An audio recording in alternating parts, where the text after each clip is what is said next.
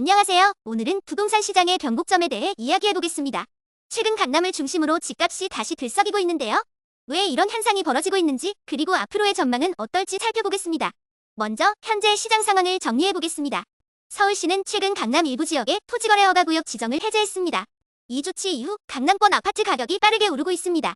특히 재건축이 가능한 단지에서는 신고가 거래가 잇따르고 있는데요.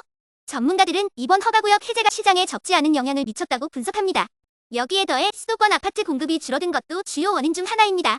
2025년 수도권 아파트 입주 물량은 약 12만 5천 가구로 지난해보다 28% 이상 감소할 것으로 예상됩니다.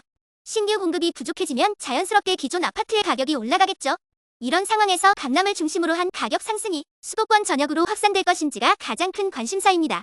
그렇다면 강남 집값 상승이 주변 지역에도 영향을 미칠까요? 과거에는 강남이 오르면 마용성이나 과천, 분당 같은 지역도 뒤따라 상승하는 경향이 있었습니다.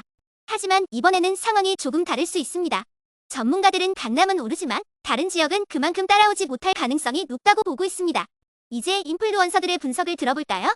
많은 부동산 전문가들은 이번 상승 흐름이 강남만의 현상이 될 가능성이 크다고 말합니다. 남을 중심으로 한 부동산 시장이 점점 더 트로피 에셋으로 변하고 있다는 것입니다. 쉽게 말하면 강남 아파트는 이제 아무나 가질 수 없는 상징적인 자산이 되어가고 있다는 것이죠. 이런 현상을 보면 두 가지 시각이 있습니다. 첫 번째는 지금이라도 최대한 빨리 강남에 올라타야 한다는 의견입니다.